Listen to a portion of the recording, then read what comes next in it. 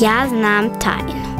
Ali odrasli su ponekad zaista čudni. Sumnjaju da Deda Mraz postoji. To je zato što ne znaju gde da ga traže. Ako mislite da je u Laponiji ili na Islandu, naravno nećete ga naći. Deda Mraz nije nigde daleko. On živi u svim ljudima. Moja mama radi u Ideji. Tamo ima mnogo koleginica i kolega.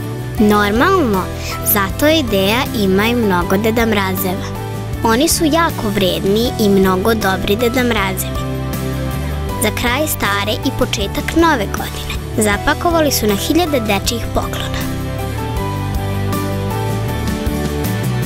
Irvasi nisu mogli da prenesu toliko paketa, pa su mama i njene kolege morali da koriste velike kamione.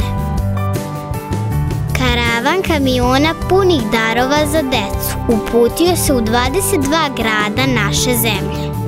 Pridružili su im se i košarkaši Crvene zvezde, koji su isto tako Deda Mrazevi.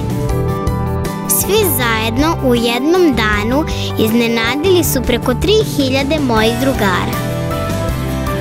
Zato slobodno i vi poželite nešto lepo.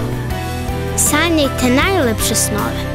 Želje će vam se sigurno ispuniti, jer uvek postoji bar jedan Deda Mraz tu, pored vas. Zato što volimo jedni druge.